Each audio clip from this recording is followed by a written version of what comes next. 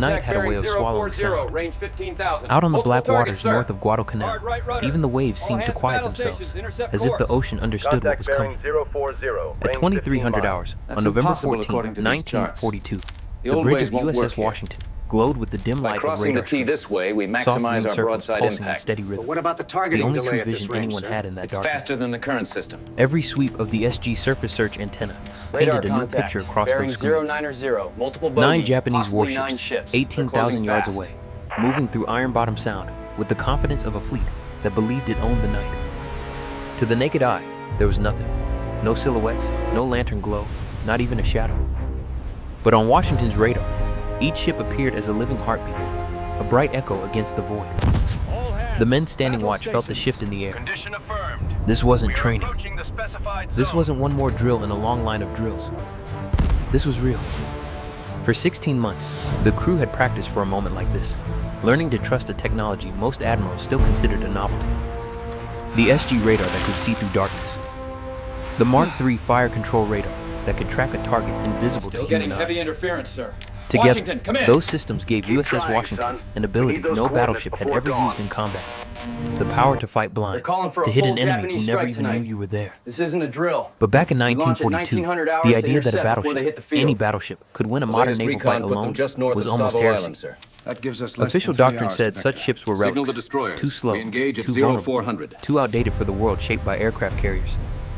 Battleships were escorts now, floating anti-aircraft fortresses built to shield carriers from harm. They were too valuable to risk, the manual said, too precious to waste on surface engagement. The tragedy was that this doctrine had already cost American lives. New bearing 3 nights before, 045. those same waters had run red with Explosive. fire Stand and by. confusion as Rear Admiral Daniel Callahan Contact led his bearing cruisers and destroyers 045. against a Mark Japanese range. bombardment force 15,000 yards. without a single Solution battleship ready. beside him. Ship The result target was a secondary nightmare of battery. friendly fire, shattered ships, dead admirals, and a Japanese fleet that walked away nearly untouched. The silence afterward was heavier than the gunfire. And now, as Washington moved through the oily remnants of that carnage, every man aboard felt the weight of what came next. The smell of diesel and burning metal still lingered on the water. Wreckage from American destroyers pushed up against the tide. Bodies drifted in the swells, illuminated briefly by moonlight, before disappearing again into darkness. Iron Bottom Sound had earned its name. Yet in that same darkness, something else lived. A chance, faint but real, to change the course of the Guadalcanal campaign. A chance for a ship that had never fired her main battery at an enemy warship to prove that the old doctrines were wrong. That technology, if understood and used properly, could rewrite the rules of naval war. And at the center of that possibility stood a man almost no one expected to become a legendary warrior, Rear Admiral Willis Augustus Lee Jr. Short, stocky, with glasses too thick, and uniforms that never quite fit, Lee looked more like a school teacher from rural Kentucky than the man about to lead the most important night battle of the Pacific War. But beneath that modest appearance lay a tactical mind unmatched in the U. Navy, a marksman who had taken home Olympic medals before most of his crew were born, and a commander who understood radar, not as a gadget, but as a revolution. He had spent months restructuring Washington's fire control procedures, wiring radar stations directly into the gunnery plot, stripping out layers of bureaucracy until the ship could respond with the speed of a living creature. While other admirals debated theory, Lee prepared for reality. And that reality was closing fast across a black sea where the Japanese believed only they could fight. Far ahead, beyond the reach of any human eye, the enemy moved with quiet confidence. They believed the darkness belonged to them. For 20 years they had trained for it. They trusted their lookouts, their torpedoes, their battle doctrine. They trusted the night. But on this night, the night was lying to them. As Washington pressed deeper into the sound, the radar picture sharpened. The silhouettes on those glowing screens weren't just blips. They were threats. Cruisers, destroyers, and somewhere behind them, a battleship that had shelled Pearl Harbor and survived everything the Pacific had thrown at her. The men on Washington's bridge stared at those green echoes and felt something rise in their chests. Not fear, exactly, but a recognition of responsibility. If they failed, Henderson Field would fall. The Marines on Guadalcanal would be cut off.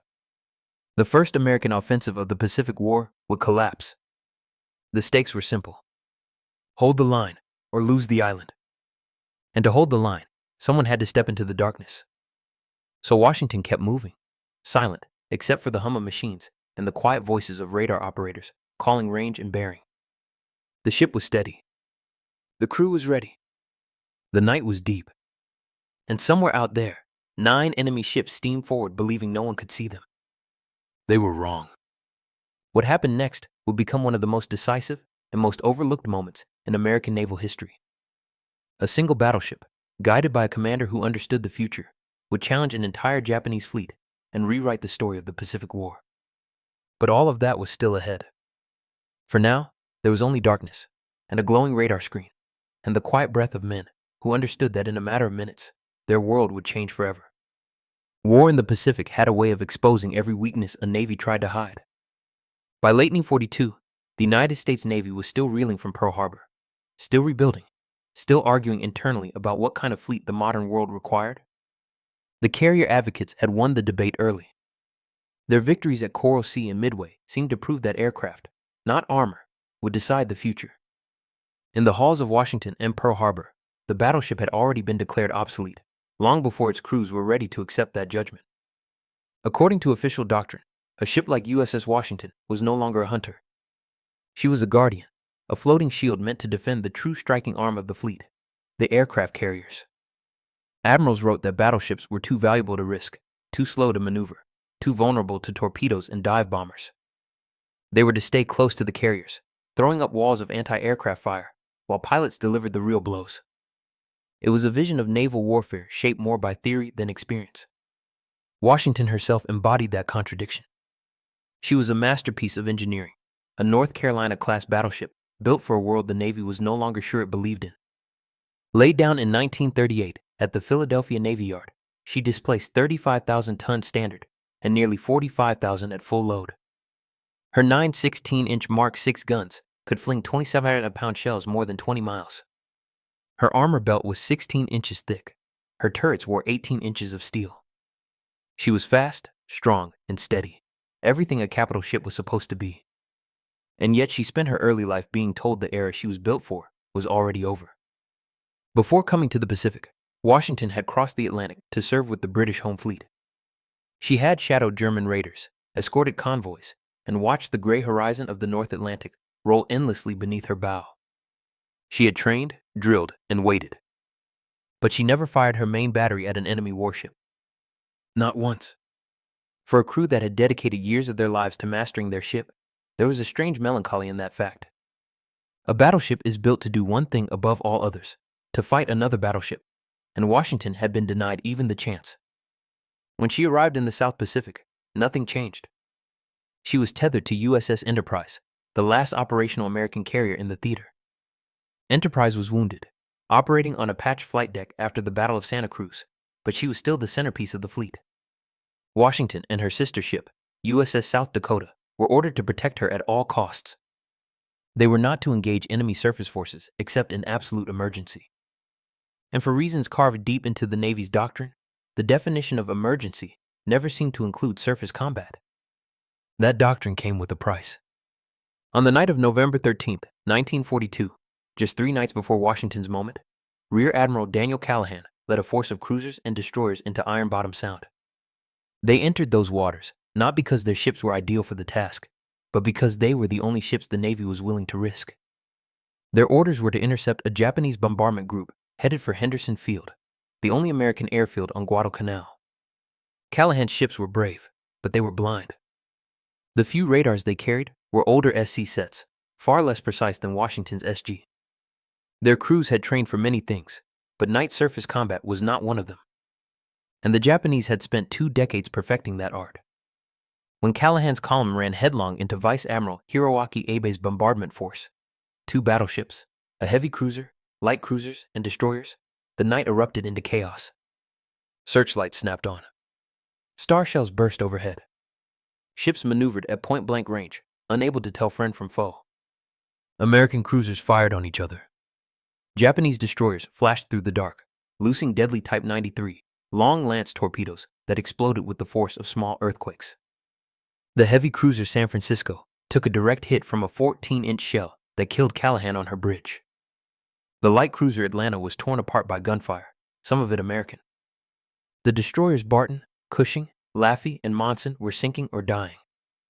The cruiser Juno, damaged and limping away, was torpedoed and lost with nearly all hands, including the 5 Sullivan brothers.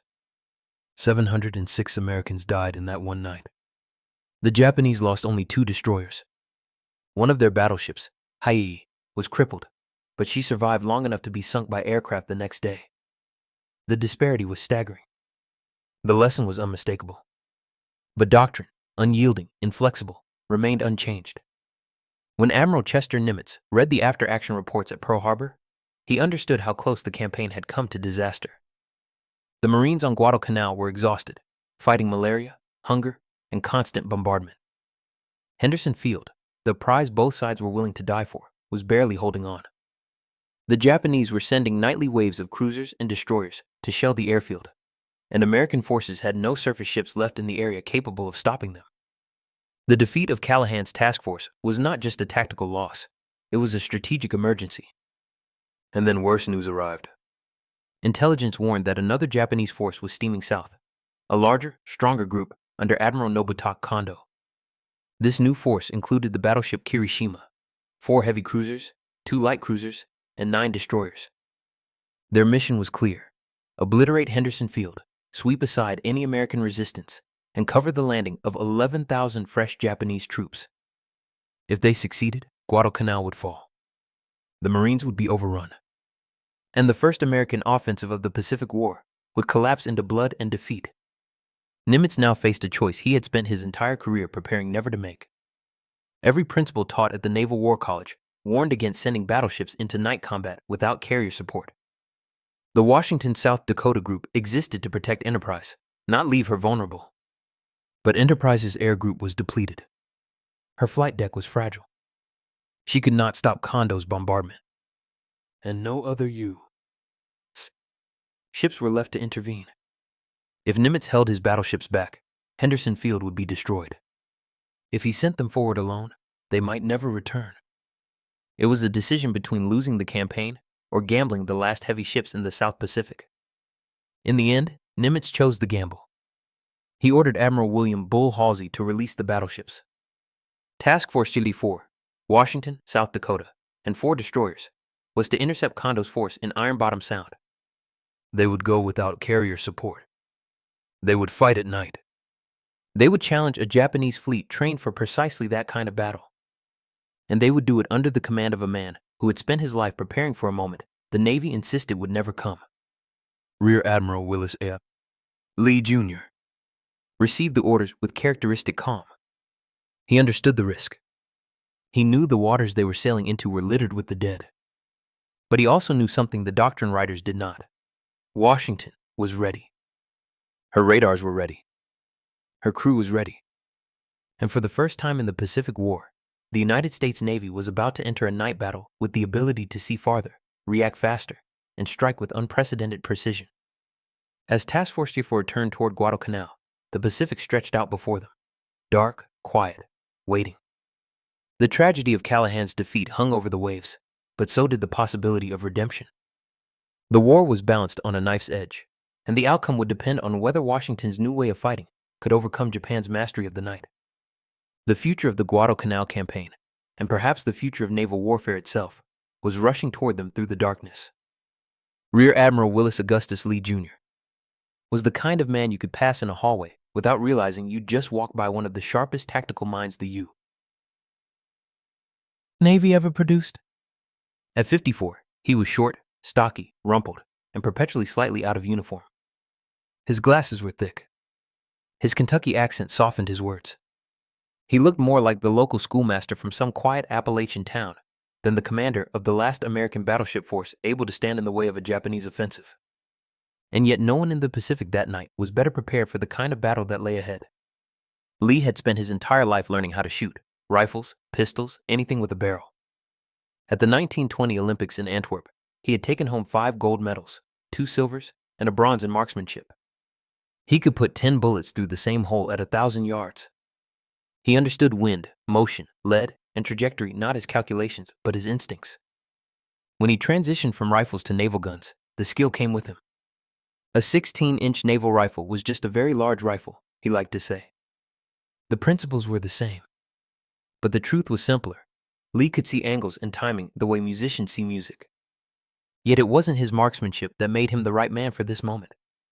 It was something more unusual, his grasp of technology.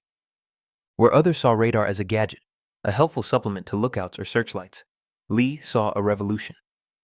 He understood that a ship with radar didn't fight at night. It fought as if night didn't exist. The Japanese had spent 20 years mastering darkness. Lee intended to erase it with electricity.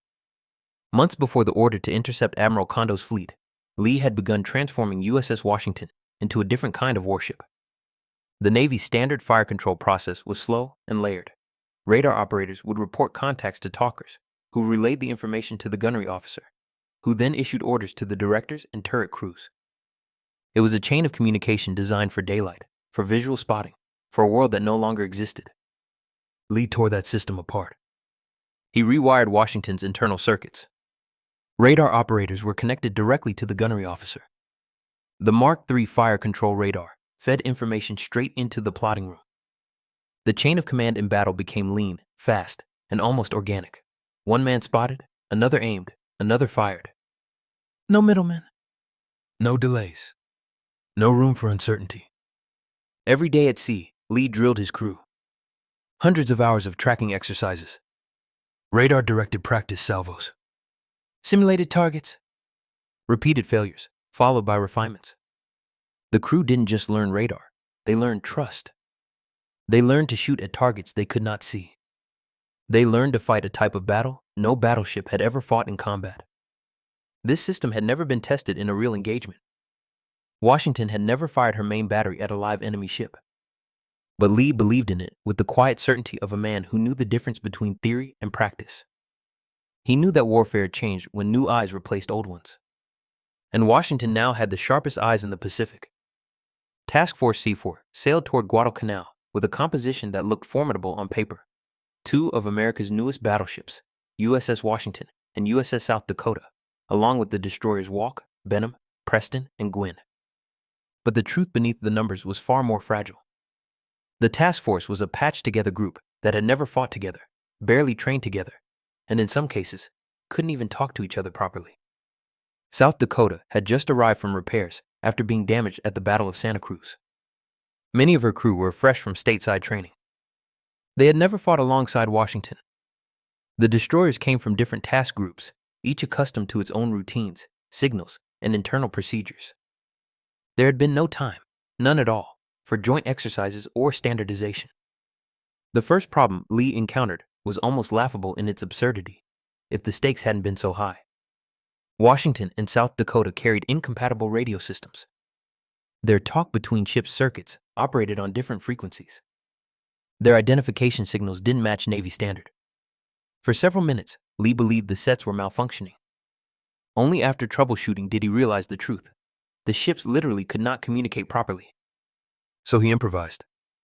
He ordered a communication plan built around signal lights, prearranged maneuvers, and restricted radio use. In a battle that would likely rely heavily on coordination, Lee knew he would be commanding half-blind. But he also knew that he had no alternative. The enemy would not wait for repairs. The destroyers, courageous but lightly armed, faced their own impossible task. Their 5-inch guns were effective in close combat, but hopelessly outmatched against Japanese cruisers and the looming presence of Kirishima. Their only real offensive weapon was the torpedo, but to launch those, they would have to close within 10,000 yards, squarely inside the killing range of Japanese long-range guns. On paper, they were the screen. In reality, they were men walking into a storm. While Task Force 64 pushed west around Guadalcanal, the sea began to change. The air grew still, the moon dipped, and a hush settled over the water. This was the same path Admiral Callahan had taken 3 nights before, and the ghosts of that battle were everywhere. Oil slicks drifted like dark rivers. Bits of shattered hulls and broken lifeboats floated by. Now and then, a piece of scorched wood or a life jacket bobbed to the surface. Here and there, the bodies of sailors still drifted, faces pale, uniforms torn, the sea rocking them gently as if trying to lull them back to sleep. The men of Washington did not speak when they saw them. They stood at their stations in silence, some clenching their jaws, others looking away. This was Iron Bottom's sound, a place where failure was measured in lives, not mistakes. The destroyer's decks were quiet as well. Everyone knew this was sacred water. American dead, Japanese dead, wrecks lying stacked on the bottom like layers of history. But there was no turning back. Intelligence had provided a clear picture of the enemy force moving toward them. Admiral Kondo was bringing firepower. The battleship Kirishima, armed with 8 14-inch guns. The heavy cruisers Otago and Takao, each carrying 10 8-inch guns. The light cruisers Sendai and Nagara, and 9 destroyers packed with the deadly Type 93 Long Lance torpedo. 14 ships, all trained for night combat. All confident that no American battleship would dare challenge them in the dark. The Japanese Navy had earned that confidence. For 2 decades, they had studied night fighting with religious devotion. Their lookouts were legendary, men with eyesight so sharp they could pick out ship silhouettes at distances American sailors considered impossible. Their star shells turned night into day. Their torpedoes could run 12 miles at 49 knots, with warheads that could break a cruiser in half. Their destroyer tactics were polished to perfection. The darkness belonged to them. But Kondo did not know that an American battleship with modern radar was heading straight for him. He did not know that Washington could see his ships long before his lookouts had any chance of spotting her. And he certainly did not know who was commanding the American force. As the sun fell on November 14th, Task Force 64 slipped deeper into the Sound. The destroyers took the lead, steaming in single file. Behind them came Washington, steady and silent, her radar operators hunched over glowing screens that displayed the coastline, the islands, the approaching enemy contacts. South Dakota followed close behind, her crew anxious but ready. Inside Washington's radar room, the operators spoke in low voices as the screens pulsed. They could see Salvo Island. They could see Guadalcanal's mountains. They could see aircraft returning to Henderson Field. And soon, they saw something else. Small green echoes moving in formation. Enemy destroyers sweeping ahead of the main Japanese force. Lee stood on the bridge, listening quietly. He knew exactly what he was seeing. The Japanese vanguard was approaching. The battle was coming. And the next decisions he made would determine whether anyone in Task Force 64 would survive the night. The range closed, 20,000 yards. 18,000. 16,000. The radar picture grew sharper. Kondo's formation was entering the Sound. His destroyers were fanned out ahead, his heavy units behind. Everyone was moving with confidence, unaware of the trap forming in the dark. Lee understood he had 2 options. He could open fire immediately, strike from long range using radar, hit the Japanese before they even knew he was there. Or he could wait, let them come closer, let them commit to their bombardment run, trap them in a place where escape was impossible. It was a terrible gamble. If the Japanese spotted the Americans first, their torpedoes would tear Task Force 64 to pieces. But Lee also knew something the Japanese did not: the movement of the U. Battleships had been kept so secret that many American commanders didn't even know they were coming. The Japanese would not expect a surface engagement today. They were not looking for battleships. Lee made his decision. He ordered his ships to maintain silence. Hold fire. Watch the screens. Wait. It was a choice only someone who understood radar and trusted it with his life could have made. As the range closed to 14,000 yards, men aboard Washington felt their heartbeat rise. They gripped railings, adjusted headphones, tightened hands on firing levers. The tension was not panic.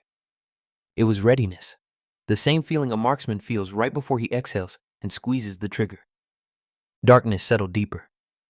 The sea remained unnaturally calm. And the enemy kept coming. The battle that would define the future of naval warfare was about to begin. The sea had grown so still that it felt less like water and more like a polished sheet of black iron. At 2300 hours, the quiet shattered. Rear Admiral Willis Lee gave a simple, steady order. Open fire! And the night exploded. From the deck of USS Washington, 9 16-inch rifles thundered into the darkness. The muzzle flash momentarily turned night into daylight, casting harsh, brilliant light across the ship's superstructure before plunging everything back into blackness. The roar rolled across the Sound like a physical force, pressing against every chest on board. It was Washington's first salvo in a surface battle, and it was fired at a target no one could see with their own eyes. Only the radar could. The shells took 23 seconds to reach their mark, arcing through darkness toward the light cruiser Sendai. The salvo missed, but the near stratos sent towers of water erupting around her, drenching her decks and throwing her crew into sudden panic. They knew instantly these were not cruiser guns. They were being fired upon by a battleship. But Sendai wasn't Lee's priority. She was a distraction. Washington's radar plot had identified a more immediate threat, the Japanese destroyer Ayanami, leading the van. The destroyer posed deadly danger to Lee's own destroyer screen. So Washington shifted fire. The next salvo found its mark. At least one, possibly two, 16-inch shells tore through Ayanami. Against the destroyer's thin hull, the effect was apocalyptic. One shell ripped straight through the engine room, detonating deep inside. Machinery vanished in fire. Bulkheads tore open. Flames erupted through the superstructure. The destroyer went dead in the water, burning from bow to stern. It was the opening blow in what would become one of the most chaotic and violent surface battles of the Pacific War. Within seconds, the Japanese force responded. Star shells burst overhead with blinding white light, painting the sea in harsh shadows. Searchlights stabbed through the darkness, crisscrossing wildly as Japanese ships tried to locate the American attackers. Every gun that could fire did so. Tracers streaked across the water like fiery needles. It was déjà vu of Callahan's disaster 3 nights earlier, except this time, the Americans had radar. But radar couldn't save everyone. Ahead of Washington, the destroyers Walk, Benham, Preston, and Gwynn charged forward, knowing exactly what fate waited for them. Their role was to get close enough to launch torpedoes, close enough to stare down the muzzles of Japanese guns. Walk was first. She ran headlong into a storm of Japanese fire. Shells from cruisers and destroyers ripped through her hull, smashing her bridge and igniting fires below decks. Before her captain could order the crew to abandon ship, a shell detonated one of her magazines. The explosion tore the destroyer apart. Men were thrown into the water. Burning fuel dripped down like molten rain. Walk sank quickly, taking most of her crew with her. Behind her, Preston suffered a similar fate. Trapped in a murderer's crossfire, she was hit again and again. Flames engulfed her. Ammunition cooked off. When the order to abandon ship finally came, it was already too late. Preston disappeared in a fireball, 117 men dying with her. Benham fought as long as she could. Then a long lance torpedo struck her bow, blowing it completely off. Miraculously, the ship did not sink immediately. Watertight bulkheads held. But she was out of the fight. Drifting, shuddering, powerless. Gwynn, last in line, was burning but still afloat. Her captain made a cruel but necessary decision: retreat, pick up survivors, and live to report what had happened. In the space of 15 minutes, the entire destroyer screen had been annihilated. 4 ships gone or crippled. Dozens of men dead in the water. And now Washington and South Dakota stood alone. South Dakota should have been Washington's equal. Another modern battleship, heavily armored, well-armed, fast. But war rarely honors what a ship should be. At 23:17, disaster struck her. A minor electrical issue, something a chief engineer normally resolved in seconds, triggered a catastrophic mistake. A crewman, attempting to fix the fault, threw the wrong breaker. Instantly, South Dakota's entire electrical system collapsed. Lights died. Radars went black. Gun directors froze.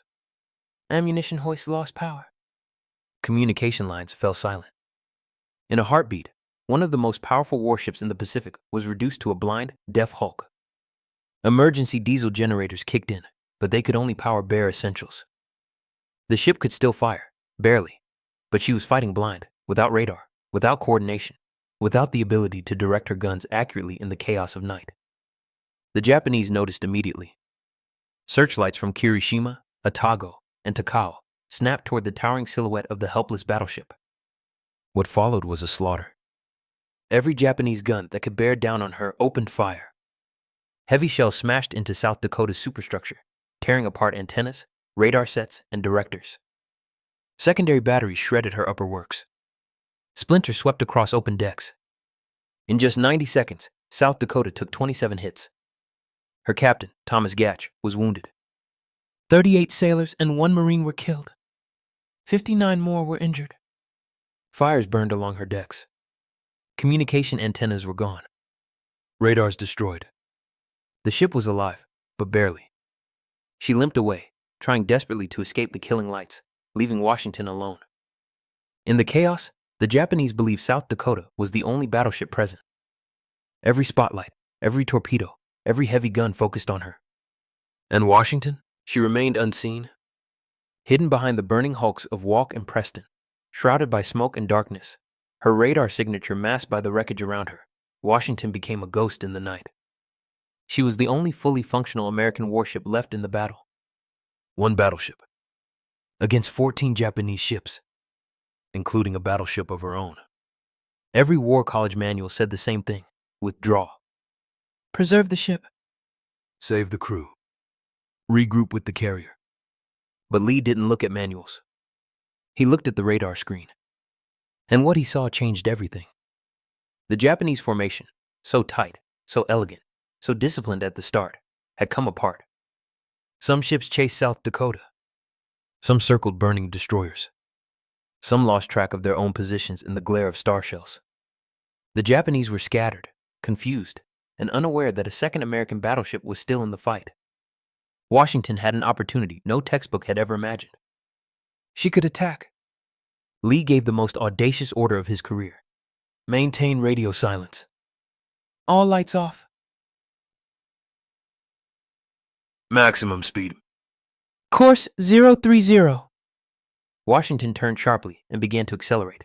20 knots, then 23, 25, 26. Her bow cut through the dark water like a blade. Her engines rumbled deep within her hull. Men steadied themselves at their stations, waiting for Lee's next move. Radar operators called out contacts in whispering tones. Kirishima, range 15,000 yards. Atago, 12,000. Takao, 10,000. Destroyers closing from port. Washington was slipping straight into the heart of the Japanese fleet. The Japanese still hadn't seen her. At 8,400 yards, point-blank range for a battleship, Lee chose his moment. Commence firing. What happened next would enter naval legend.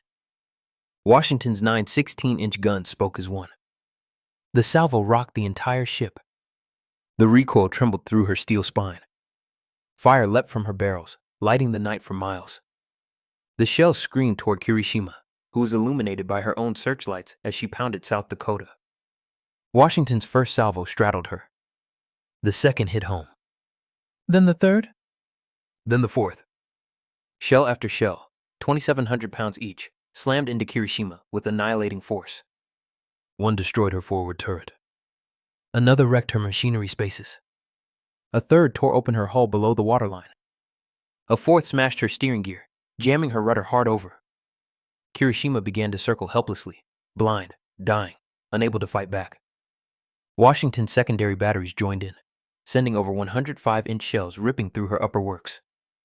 Fire spread across her decks. Her bridge disintegrated under the rain of steel. Within minutes, Kirishima was finished. She was the first Japanese battleship sunk by an American battleship in the Pacific War. And she had been destroyed by a single ship, fighting alone. Washington wasn't done. She turned her radar-guided guns toward Atago and Takao, forcing Admiral Kondo to make the only decision he could: retreat.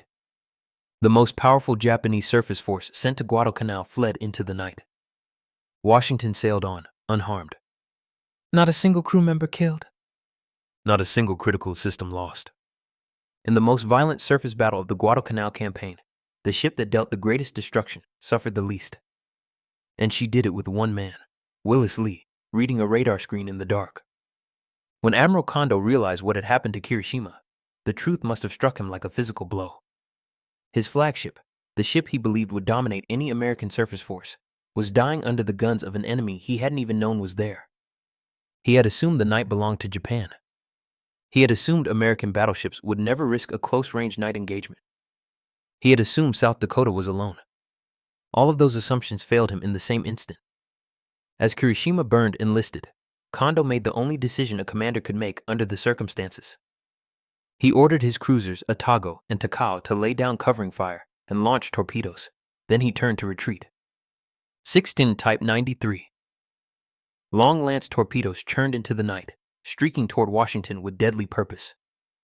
Under normal conditions, the spread would have been enough to cripple any capital ship unlucky enough to be caught broadside.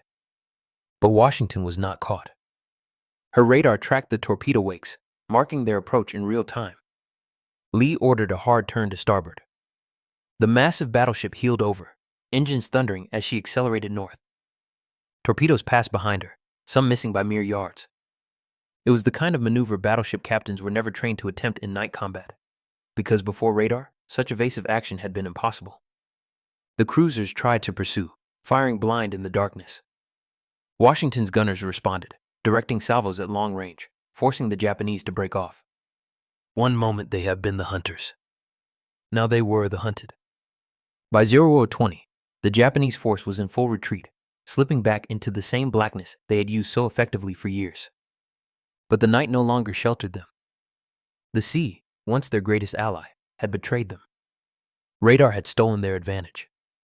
Behind them, Kirishima was dying. Aboard the stricken battleship, chaos had given way to grim resignation. Fires raged through her superstructure. Flooding spread unchecked. Her rudder was jammed, her engine shattered, her lifelines broken. Damage control crews worked desperately, pumping, patching, praying, but the wounds were fatal. Captain Iwabuchi Sanji remained at his post even after being injured. His officers still tried to slow the ship's flooding, but the list increased steadily. At 01 o'clock, with the main deck slanting at a perilous angle, Iwabuchi gave the order to abandon ship. His crew gathered, exhausted and soot-stained, and sang the Japanese national anthem. Then they gave 3 final banzai cheers for the emperor. One by one, they went over the side. At 03:20 on November 15th, Kirishima rolled over and sank, taking nearly 300 members of her crew with her. She became the first Japanese battleship lost to American naval gunfire in the Pacific War. And her killer, USS Washington, had not taken a single fatal casualty. It was unprecedented. It would never happen again. And yet it would be almost forgotten. Kondo did not know how many American ships he had faced, or what had destroyed Kirishima so completely. His report to Tokyo claimed American cruisers and destroyers had been responsible. The truth, that a single American battleship had shattered a major Japanese surface force, seemed to him impossible. But the consequences were undeniable. The Japanese troop convoy that was supposed to land 11,000 reinforcements found no cover when dawn broke. American aircraft from Henderson Field descended on them like hawks. Dive bombers and torpedo planes attacked relentlessly. 7 transports were sunk. Among the 11,000 soldiers aboard, only about 4,000 made it ashore, and almost none of their equipment or supplies survived. They arrived on Guadalcanal hungry, poorly armed, and already defeated in spirit. Japan's last, best chance to retake the island evaporated in a single morning. The Guadalcanal campaign had turned. Victory did not come cheaply. The destroyer Preston was gone, taking 118 sailors with her. Walk was gone, with 175 dead. Benham, mortally wounded, would sink the next day while under tow. Gwyn survived but burned, battered, and alone. In total, the U. Navy suffered more than 400 killed during the night. South Dakota, though still afloat, was severely damaged and would require months of repairs. Her scars, twisted metal, shattered radar, burned decks, told the story of what she had endured.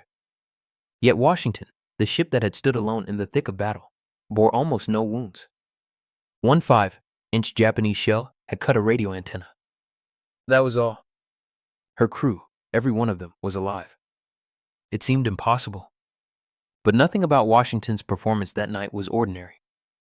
When Admiral William Halsey received the battle report, his reaction was immediate and effusive. He sent a personal message to Lee. You and your task force have written a glorious page in American naval history. But officially, silence. Classification. Downplaying. The battle was labeled a defensive victory, not the offensive breakthrough it truly was.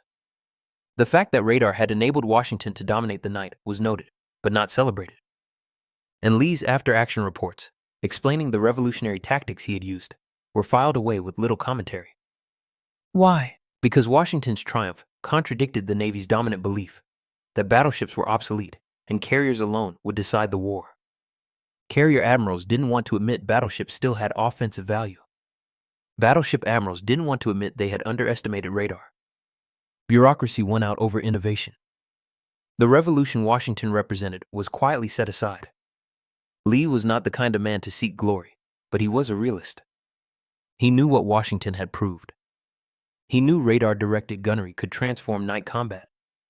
He knew independent battleship operations, including ambush tactics, rapid radar-guided target shifts, and long-range engagements, could save lives in future battles. He wrote detailed reports on integrating radar with fire control, on rethinking night battle doctrine, on improving communication between major units, on training every ship in radar-directed gunnery, on using technology to strike before the enemy saw you. Most of these were ignored. The Navy was already moving to the next campaign. When Tokyo finally intercepted American radio traffic confirming Washington's role, disbelief gave way to something far deeper: fear. For the first time in the war, a Japanese battleship had been defeated, crushed in surface combat. And worse, it had happened at night, the arena Japan believed it had mastered beyond challenge. The psychological damage was immense. Their lookouts, their torpedoes, their training, none of it mattered if the Americans could see them in total darkness. Japan scrambled to catch up, rushing to produce radar systems, but they were years behind. Their new tactics were reactive, not proactive. The initiative had shifted, and they would never fully reclaim it. After brief repairs at Noumea, Washington returned to service. Her crew finally understood the scale of their achievement, not just that they had defeated a battleship, but that they had done it alone, in darkness, using a style of warfare the world had not yet recognized. They would never again fight a surface battle like Guadalcanal. The Navy kept Washington close to the carriers, using her formidable anti-aircraft guns as a shield. She supported invasions in the Gilberts, Marshalls, Marianas, the Philippines, Iwo Jima, and Okinawa. She earned 13 battle stars, more than most battleships in the Pacific. But she would never again fire her big guns at an enemy warship. The tragedy wasn't that Washington became an escort. The tragedy was that the Navy ignored the lesson she had taught at Guadalcanal. Battleships with radar could dominate surface combat. Independent action could work. Technology could overturn doctrine. The Navy forgot. And by the time it remembered, the age of the battleship was already ending. Lee continued to argue for modernization, for integrated sensor weapon systems. After the war, the Navy finally embraced ideas he had championed, but too late for the battleships he loved. Modern destroyers and cruisers used the Aegis combat system, a direct descendant of the radar fire control revolution Washington demonstrated. Modern naval doctrine, beyond visual range engagement, electronic battlespace management, precision tracking, is built on principles Lee defined. Yet Washington herself rusted in reserve, decommissioned in 1947, scrapped in 1961, without memorial or museum. A ship that saved Guadalcanal became razor blades and rebar. History forgot what bureaucracy didn't want to remember. But the legacy remained, written not in monuments, but in how modern navies fight.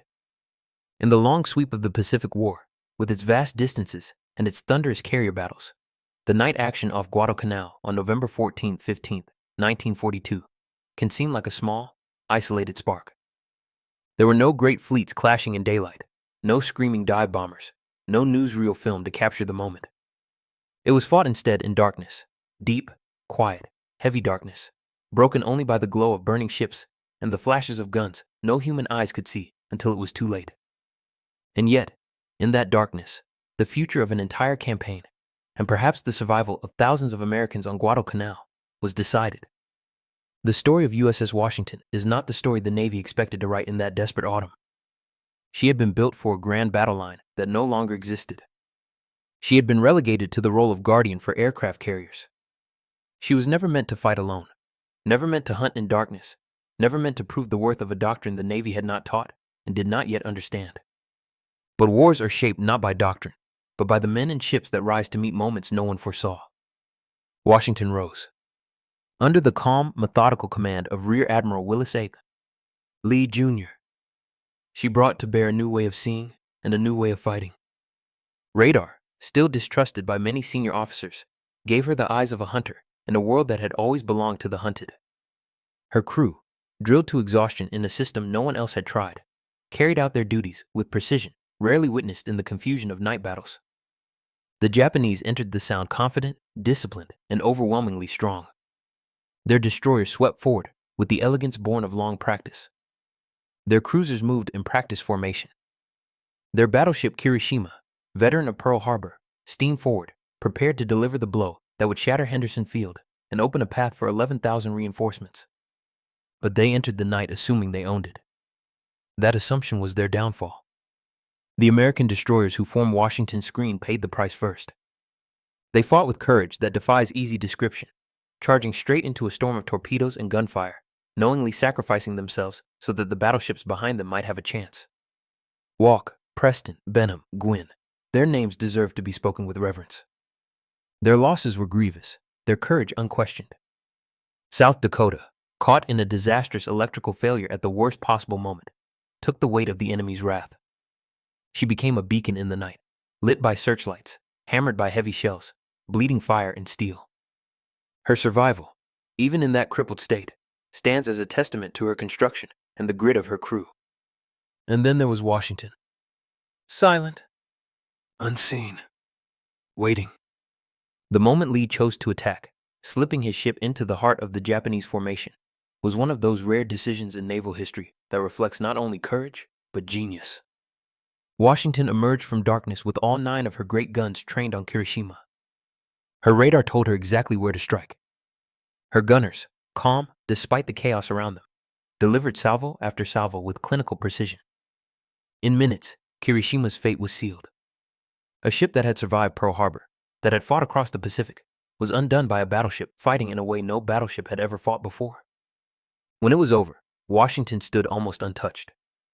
Not a single sailor aboard her died in the action.